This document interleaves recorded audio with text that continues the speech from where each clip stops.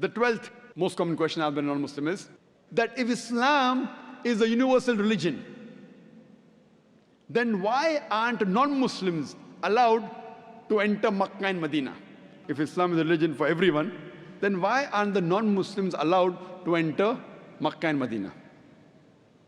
The reply to this question is, every country has certain areas which are called as cantonment area. Cantonment area means only the military and the people who are involved in the defense of the country are allowed.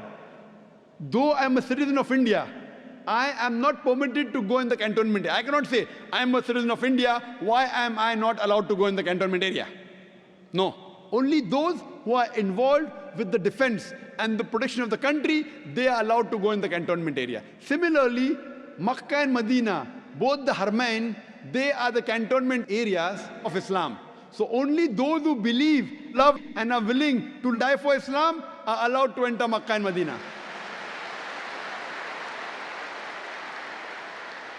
That's the reason Allah says in Quran, from this day, do not allow any non-Muslim to enter in these two areas. Once Allah has prohibited, we agree with it. The other reason is that whenever you enter a country, whenever you want to visit a country, you have to first obtain the visa. No visa means you cannot enter the country. And one of the most difficult countries to get visa is USA. So they ask you so many questions. And nowadays they ask you, are you a terrorist? As though anyone will write yes.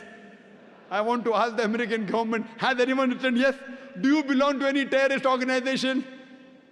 Ajib.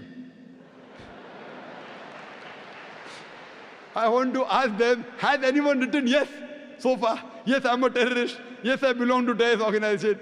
They have so many questions. So you have to fulfill the requirement, otherwise they won't give you visa. And I had gone to Singapore the first time in 1986. And it was mentioned in the immigration form, death to drug traffickers. Means if you're caught with drugs, death penalty. You can't say, oh, death penalty, very barbaric law. If you want to enter Singapore, you agree with the law, otherwise don't enter.